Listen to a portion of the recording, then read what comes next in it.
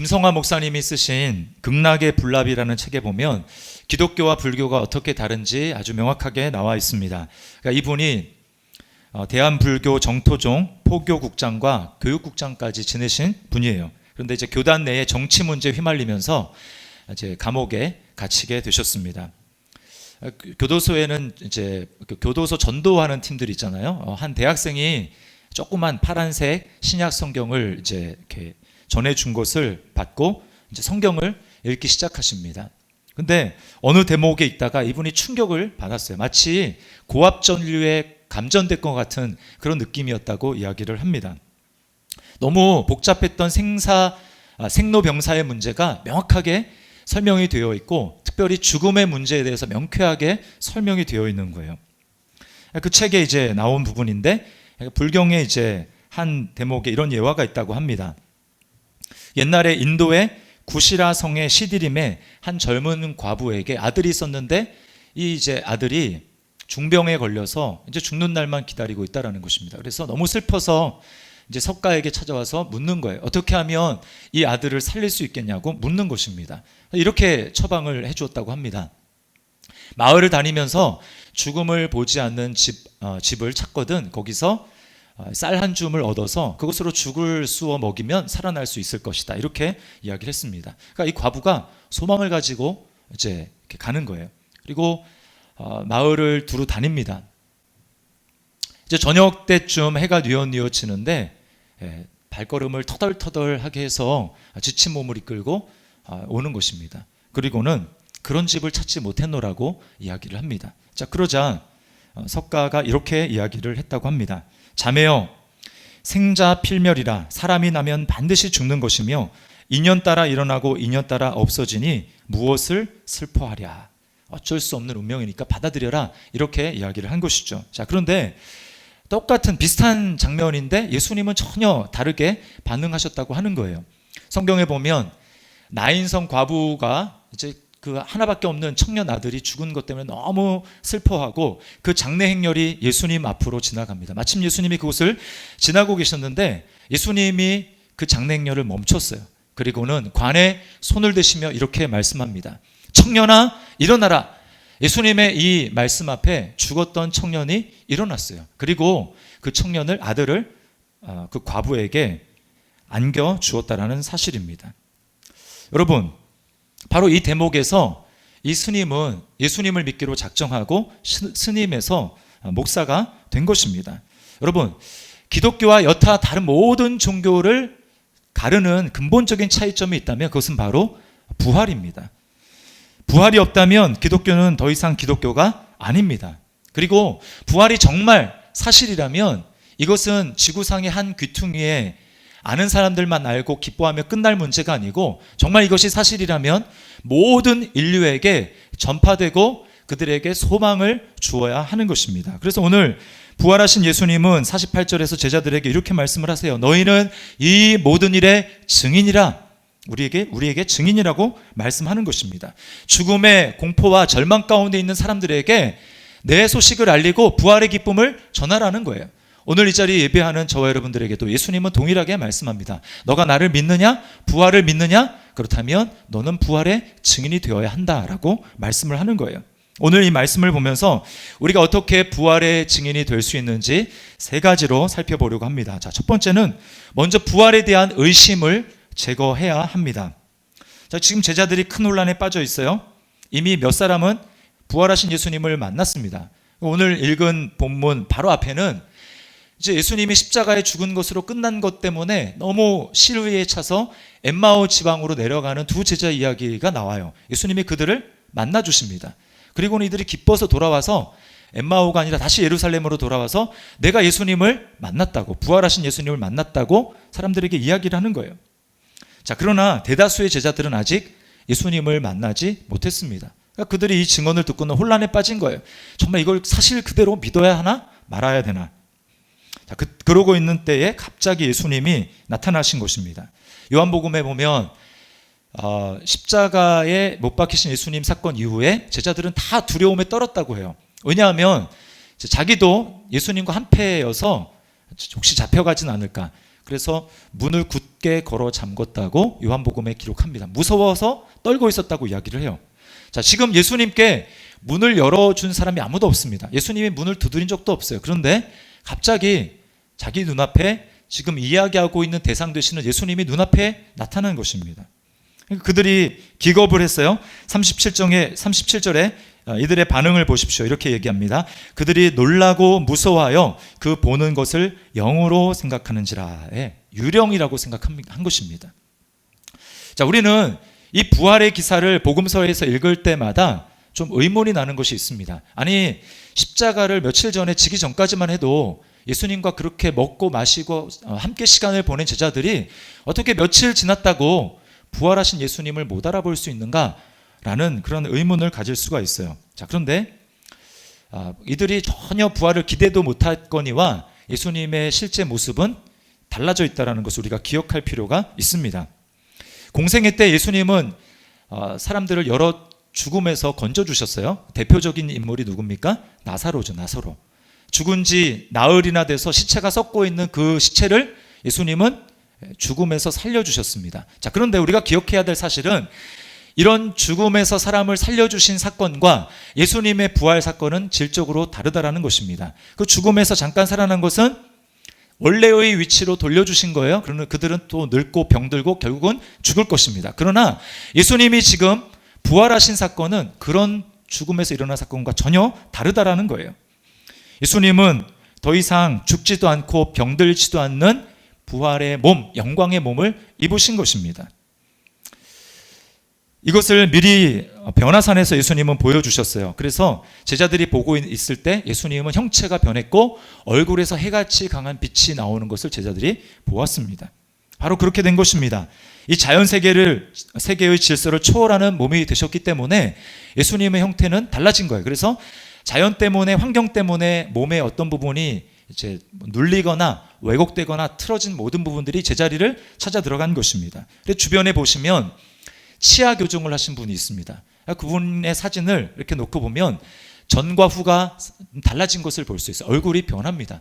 여러분, 치아 교정만 해도 얼굴이 변하는데 자연 세계의 질서를 뛰어넘게 되면 당연히 변하게 되는 거예요. 그리고 중력의 법칙을 넘어서기 때문에 키도 아마 좀 커졌을지 모릅니다. 그리고 예수님의 얼굴에서는 광채가 나요.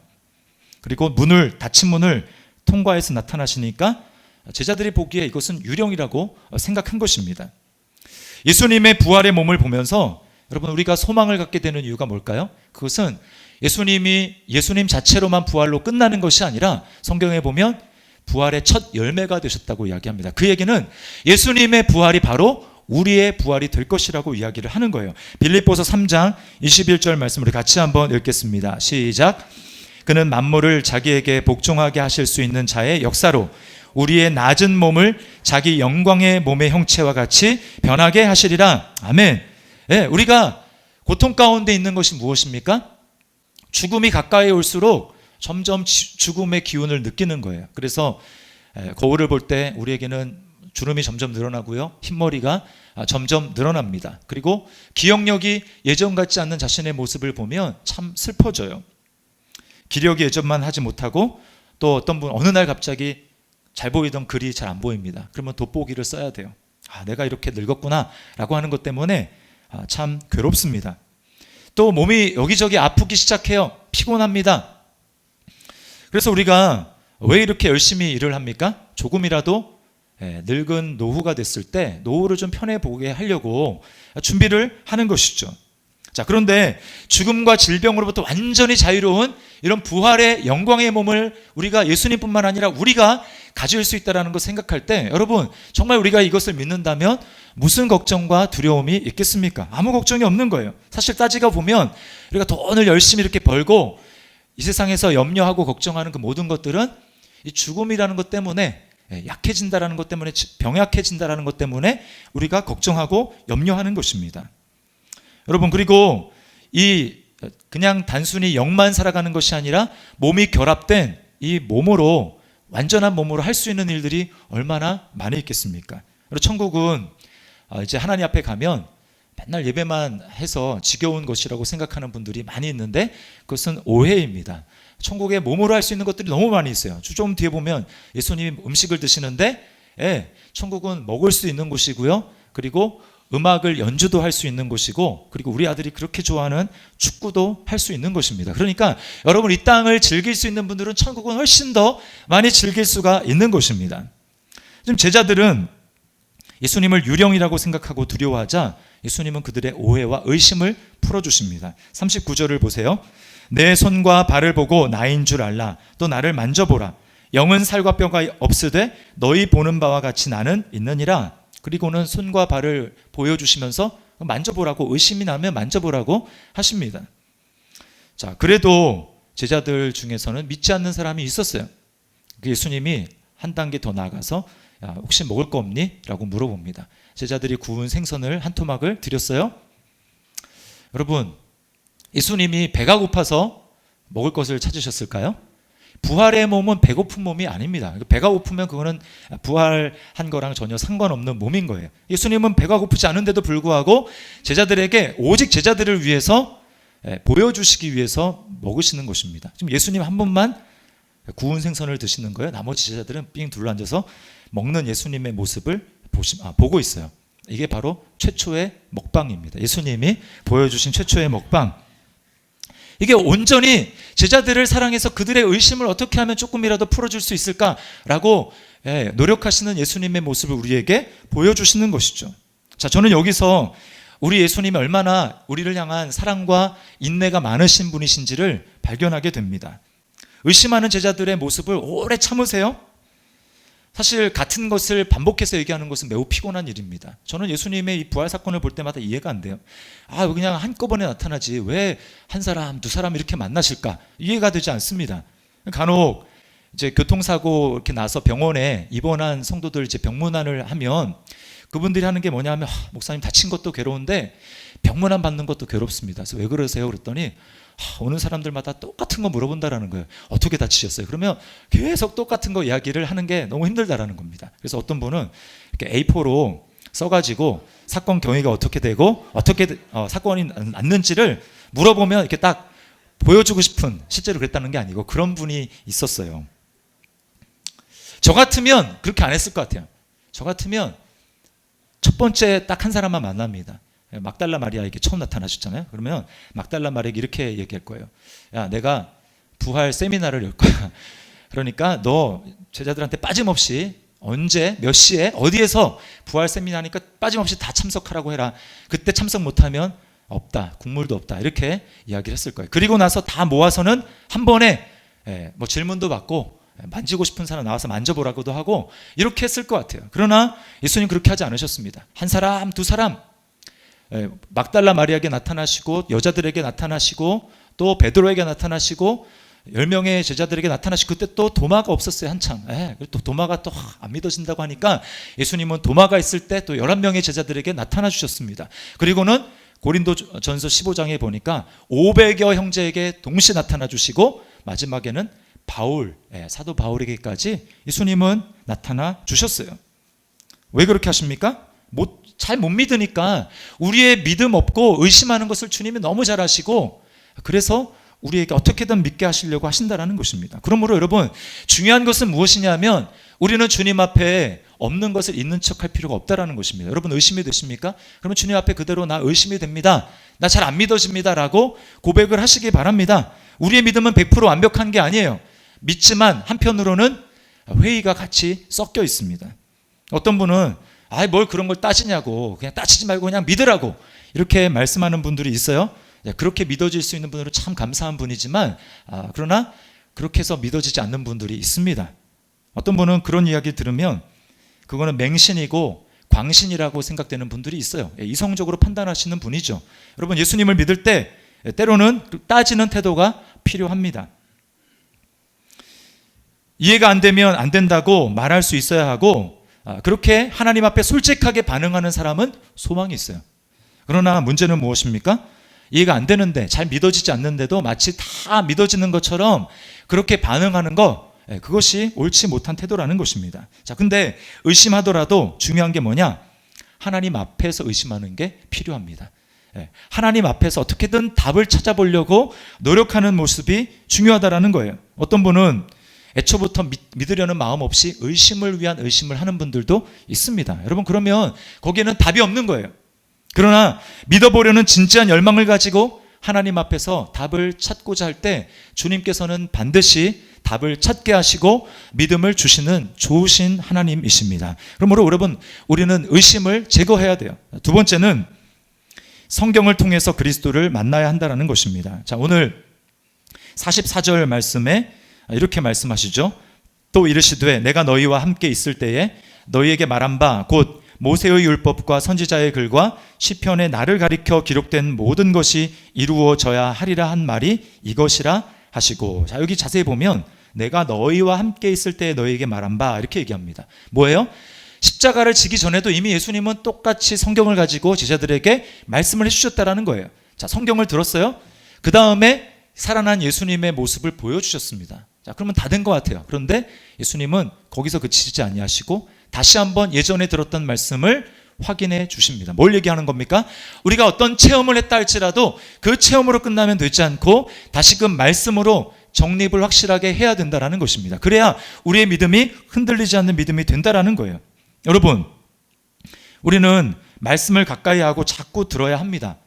성경 통독 몇 번 했다고, 또는 제자훈련 한 번 받았다고, 신학교 갔다 왔다고 믿을 수 있는 게 아니에요. 믿음이 생기는 것이 아닙니다. 우리는 말씀 안에 거해야 하고 말씀을 양식으로 삼아야 되는 거예요. 여러분, 이 차이를 아십니까? 그냥 성경을 읽는 것과 성경을 양식으로 참는 것에는 차이가 있어요. 말씀이 양식이 되려면 성경을 읽을 때 생명의 떡 되신 예수님을 그 안에서 만나야 하는 것입니다. 그리고 그 예수님과 인격적인 교제를 해야 되는 거예요. 그게 바로 말씀 안에 거하는 것입니다. 그러므로 여러분이 매 주마다 설교를 들을 때, 또 집에서 성경을 읽으실 때 꼭 제자들에게 하셨던 예수님처럼 하셔야 되는 거예요. 뭐라고 예수님이 하십니까? 45절 말씀해 보니까 이에 그들의 마음을 열어 성경을 깨닫게 하시고. 예수님이, 성령님께서 우리의 눈을 열어서 성경을 깨닫게 해주시지 않으면 우리는 성경을 볼 때 마치 사서삼경이나 도덕책을 읽는 것처럼 읽을 수 있다는 것입니다. 예수님이 초점이 아니라 우리를 믿음 있게 하시는 예수님을 바라보는 것이 아니라, 거짓말 하지 말라는 거구나, 착하게 살라는 거구나, 그렇게 잘못 볼 수 있다는 거예요. 여러분, 예수님을 생명의 양식으로 우리가 먹지 않게 될 때 우리는 본질에서 벗어나게 됩니다. 기독교의 본질이 무엇일까요? 선행을 하고 봉사를 하고 구제를 하며 정의를 실천하는 것이 기독교의 본질일까요? 아닙니다. 그것은 복음에서 파생되어 나오는 결과지 그것 자체가 복음이 아니라는 거예요. 우리는 본질을 붙들지 아니하면 본질의 결과를 마치 본질인 것처럼 붙들면서 하나님 앞에 나는 잘하고 있겠거니 생각할 수가 있다는 것입니다. 다시 한번 말씀을 드리지만 우리는 본질을 붙들어야 하고 본질을 붙들지 않고 행위에 치우치게 될 때 하나님을 잘 섬기는 것 같지만 그것은 하나님을 이용할 수 있다는 것을 우리는 분명히 기억해야 됩니다. 영화 아마데우스에 나오는 살리에르가 대표적인 경우입니다. 살리에르가 어느 날 하나님 앞에 이렇게 기도를 해요. 하나님, 저를 위대한 작곡가로 만들어 주십시오. 음악을 통해 주님의 영광을 찬양하게 하시고 나 자신 또한 찬양받게 하소서. 제가 죽은 뒤 저의 음악으로 인해 사람들이 영원히 사랑을 담아 제 이름을 부르게 하소서. 그 대가로 저의 순결과 근면과 겸손과 제 인생의 모든 시간을 주님께 드리기로 맹세합니다. 그리고 제가 할 수 있는 최대한 다른 사람들을 돕겠습니다. 살리에르는 진짜 이 기도대로 열심히 선행을 합니다. 열심히 구제를 합니다. 무보수로 음악가들을 가르쳐 줍니다. 그리고 가는 사람들을 도와줘요. 사람들이 보기에는 굉장히 경건하고 믿음이 좋은 것 같습니다. 그런데 이게 믿음이 제대로 된 믿음이 아니라는 것이 탄로나요. 언제 탄로나느냐?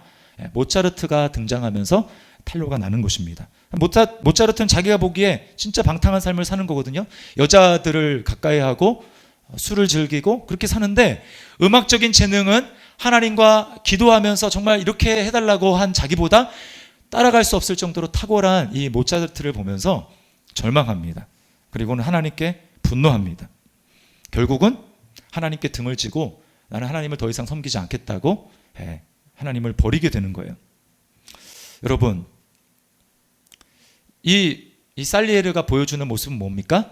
내가 열심히 무엇인가를 함으로 하나님을 내가 조종할 수 있도록 하겠다라고 하는 그 마음에 기저의 동기가 있는 것입니다. 우리는 꼭 기억해야 돼요.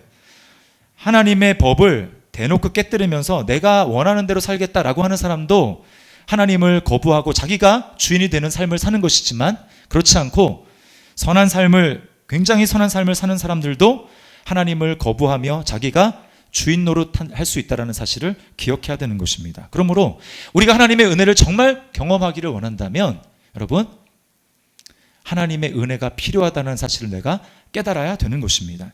어떤 신문사의 편집장이 체스터턴이라는 이 카톨릭 사상가에게 편지를 보냈어요. 이렇게 물어봅니다. 세상의 문제가 무엇입니까?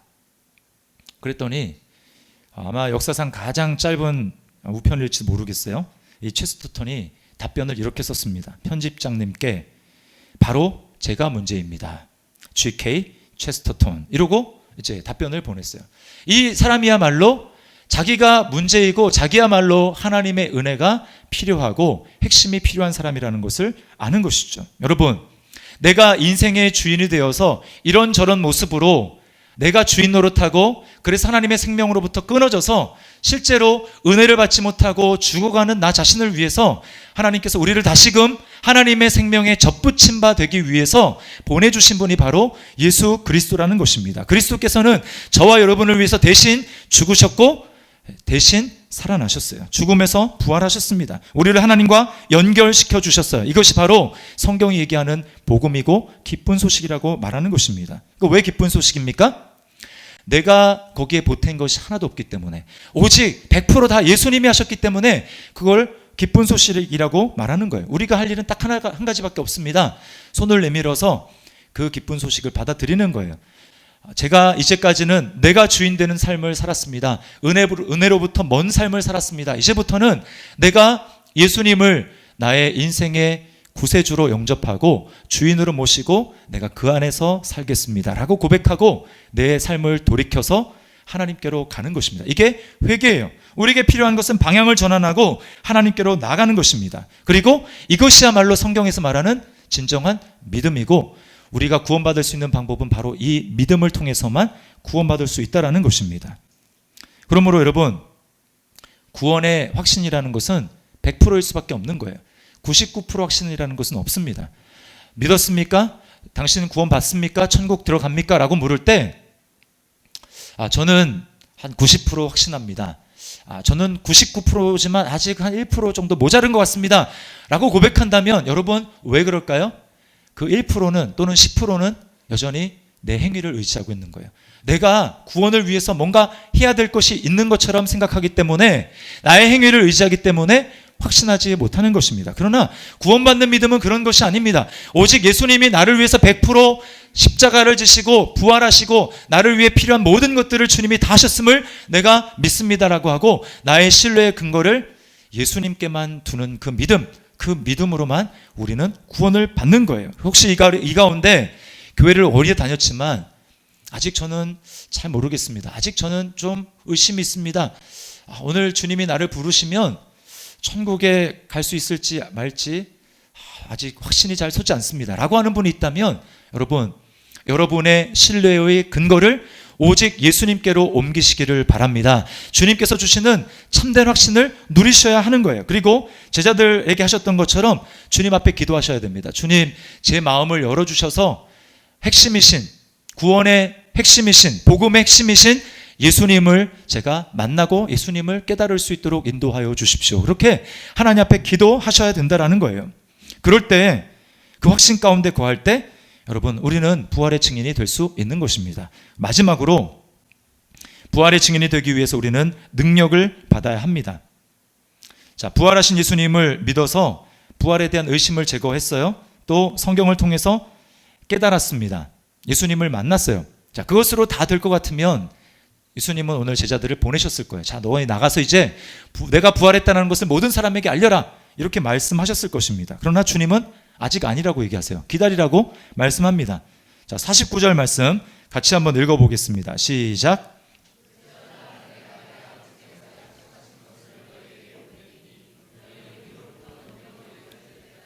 이 성에 머물라 하시니라. 아멘. 여기 아버지께서 약속하신 것은 성령님을 말합니다. 자, 제가 여러분에게 한번 여쭤보겠습니다. 여러분의 마음에는 성령님이 계십니까? 네. 예수님을 믿는 모든 사람은 예외 없이 마음에 성령님이 계세요. 이게 제자들과의 차이점입니다. 제자들은 아직 성령을 받지 못했어요. 그럴 수밖에 없는 것이 성령님이 오시려면 예수님의 구원 사역이 완성이 돼야 되는데, 그러려면 예수님이 하나님께로 올라가셔야 되고, 그런 다음에 성령님이 부어지기 때문에 그렇습니다. 그러나 저와 여러분들은 다르죠. 저와 여러분들은 이미 성령님이 오신 시대 가운데 예수님을 믿었기 때문에 예수님을 믿는 순간 이미 우리 안에 성령님이 계십니다. 여러분 가운데 이렇게 생각하시는 분이 있을 거예요. 아니, 예수님의 제자들은 모르지만 나는 예수님을 직접 본 적이 한 번도 없는데 어떻게 나보고 부활의 증인이 되라고 하지? 어떻게 예수님의 증인이 되라고 하지? 이렇게 생각하시는 분이 있을 거예요. 여러분, 그 답은 바로 성령님에게 있습니다. 예수님은 요한복음 15장 26절 말씀에 이렇게 말씀을 하십니다. 내가 아버지께로부터 너희에게 보낼 보혜사, 곧 아버지께로부터 나오시는 진리의 성령이 오실 때에 그가 나를 증언하실 것이요. 네. 뭐라고 말씀합니까? 예수님에 대해서 증언하는 분이 있는데 그분이 바로 성령님이라는 것입니다. 그러니까 여러분, 우리 마음 가운데 성령님이 계시면 우리도 원칙상 우리 입을 열어서 예수님을 증거할 수 있는 부활의 증인이 될 수 있다는 것입니다. 그리고 성령님은 우리 안에 계셔서 내가 예수님을 보지는 못했지만 성경을 읽을 때 또 말씀을 들을 때에 예수님이 이런 말씀을 하셨구나, 예수님이 이런 사역을 하셨구나라고 하는 것이 내게 실제적으로 깨달아지고 믿어지게 하시는 분이에요. 그래서 육안으로는 못 봤지만 이 모든 것이 나를 위한 것이고, 그래서 예수님을 증거할 수 있도록 하시는 분이 바로 성령님이시라는 것입니다. 그런데요, 부활의 증인이 되려면 성령님이 그냥 내 안에 계시는 정도로는 우리는 부활의 증인이 될 수 없습니다. 성령의 충만함, 오늘 여기서 말씀하는 능력, 위에서부터 주시는 하나님의 능력, 성령님의 능력을 받아야 증인이 될 수 있다라고 말하는 거예요. 성령 충만이라는 게 뭘까요? 그것은 내 안에 예수님이 가득 찬 것입니다. 예수님이 내 안에 가득 차 있는 거예요. 그래서 마치 내 입을 딱 열면, 뚜껑을 열면 이제 거기서 뭔가가 나오는 것처럼 가득 차서 더 이상 눌러둘 수 없어서 나오는 것처럼, 성령으로 충만하고 내 안에 예수님으로 가득 차게 되면 우리 삶의 모든 영역이 예수님의 통제를 받습니다. 예수님의 영향을 받는 것, 일을 하는 동기도 예수님께 영향을 받고, 자녀를 양육하고 자녀들에게 대화하는 것도 예수님의 영향을 받고, 이웃을 만나서 대화하는 그 모든 과정도 다 예수님과 연관이 되는 것입니다. 그리고 예수님을 전심으로 사랑하는 거예요. 그 사람의 마음에 바로 하나님의 나라가 임하는 것입니다. 하나님의 나라가 멀리 있는 게 아니에요.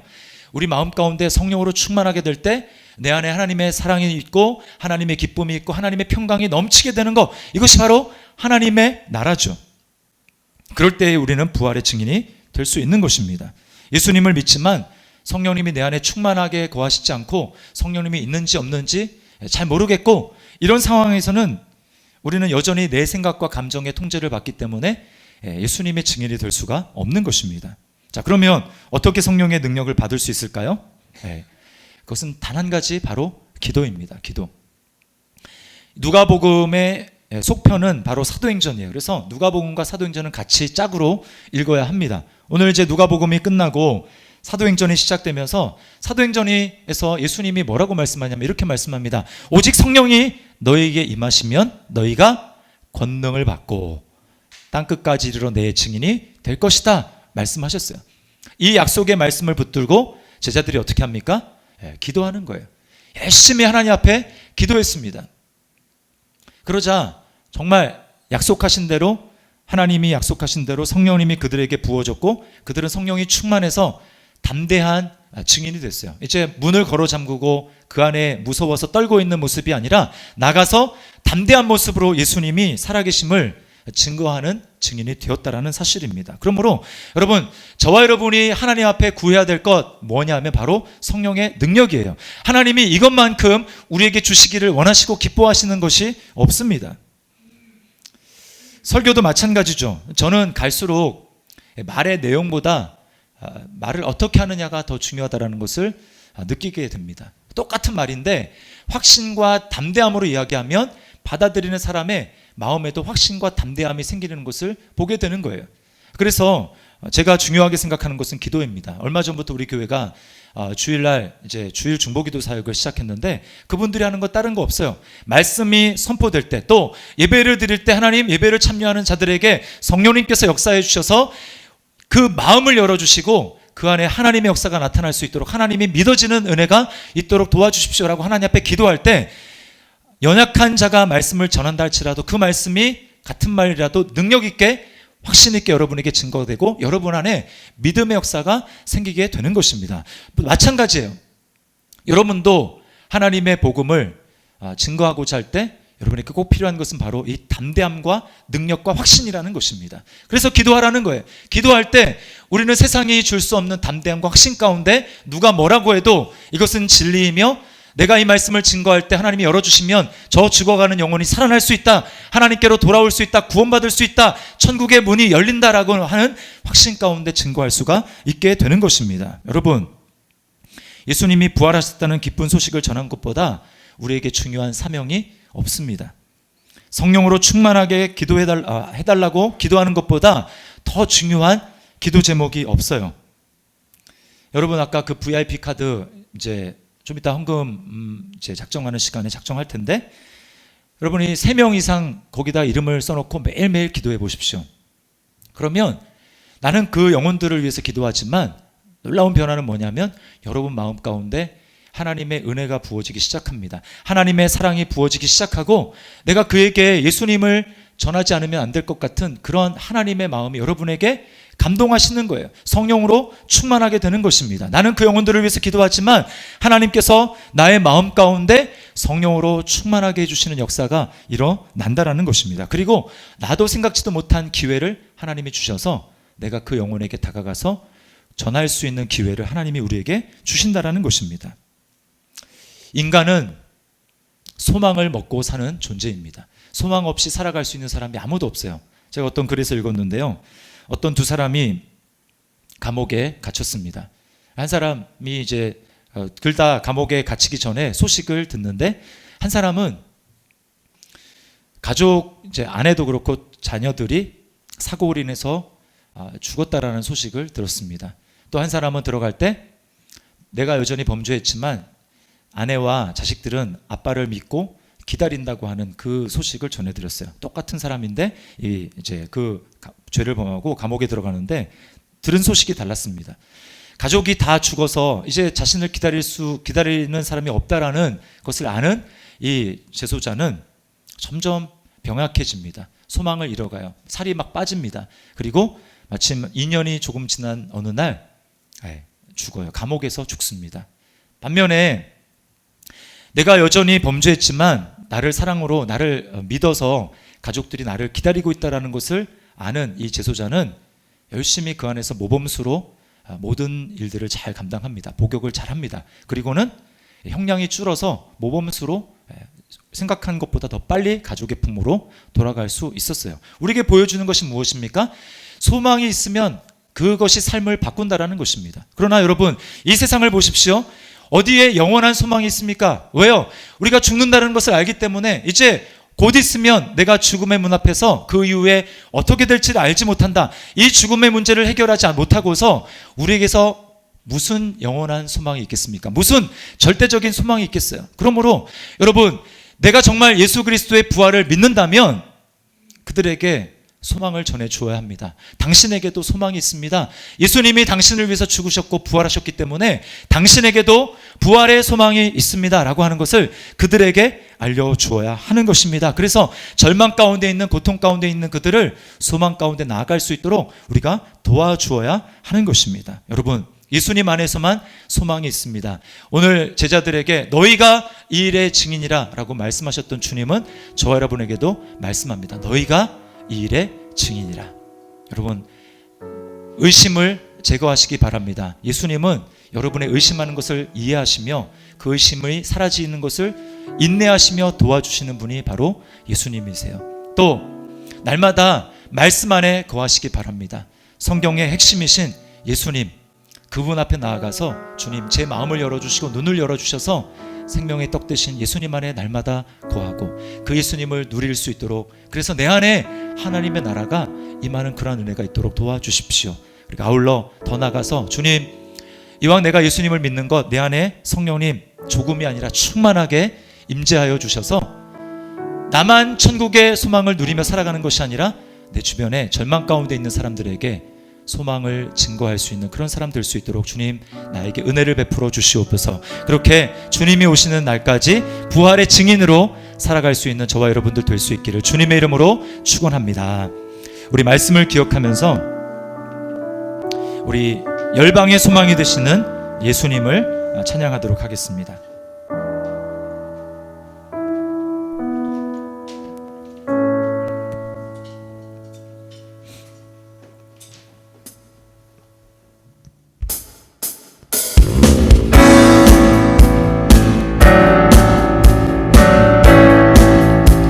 열방의 소망, 예수 열방의 소망, 예수 우리의 위로자, 주는 온 땅에 영원한 소망,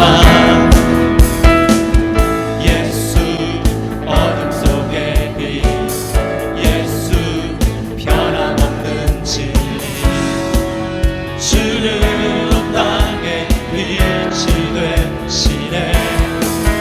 우리 위해 죽으시고 다시 사신 생명의 주, 주님만이 소망이요 변함없는 반석이라, 주님만이 온 세상을 비추시네.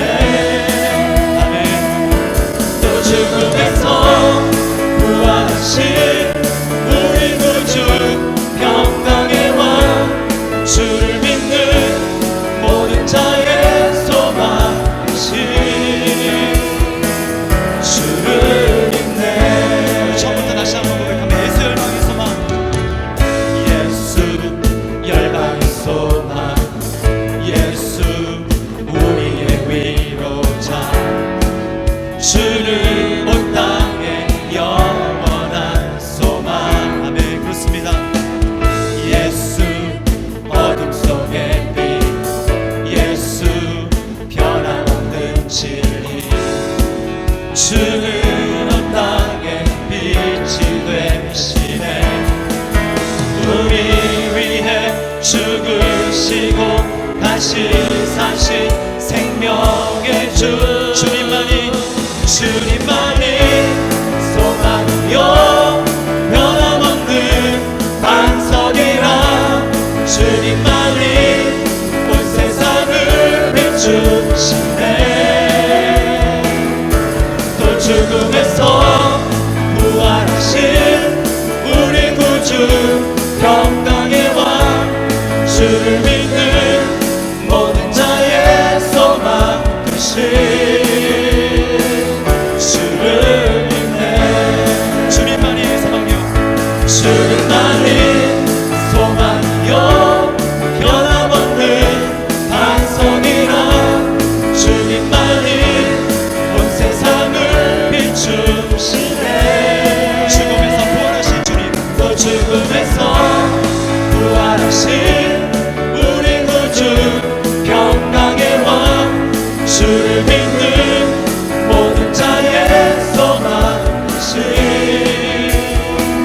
주를 믿네.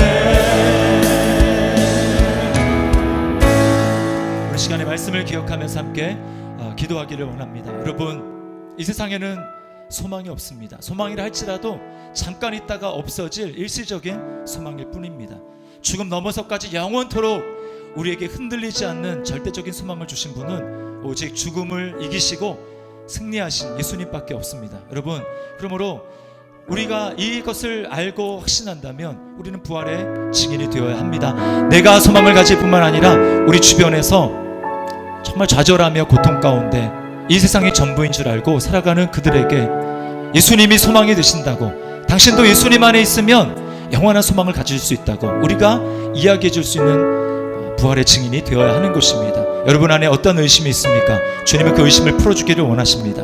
주님 앞에 솔직하게 고백하세요. 그러면 주님은 여러분을 아시고 여러분에게 믿음을 주실 것입니다. 그런가 하면 우리는 날마다 말씀 안에서 믿음의 핵심이시고 기독교의 핵심이신 예수 그리스도를 만나고 생명의 떡이신 그분과 함께 교제하는 그 기쁨을 누려야 하는 것입니다. 그럴 때 우리는 부활의 증인이 될 수 있는 것입니다. 더 나아가서 우리 안에 성령님이 계시지만 그 성령님이 충만하게 우리 안에 모든 삶을 통제하시고 나를 지배하시고 장악하실 때 우리의 입을 열면 세상의 가치관을 말하는 것이 아니라 정말 우리의 생명이 되시고 부활의 소망이 되시는 예수님을 말할 수 있는 사람이 되는 것입니다. 여러분, 마음속에 떠오르는 분들, 예수님이 필요한 분들을 기억하시면서 주님, 제가 이 시간 그들에게 부활의 소망을 증거하는 자가 되기를 원합니다. 나에게 은혜를 베풀어 주시고 내가 정말 부활의 증인이 될 수 있도록 주님 인도하여 주시옵소서. 그래서 하나님 나라를 내가 충만하게 누리며 그들에게 증거할 수 있는 자가 될 수 있도록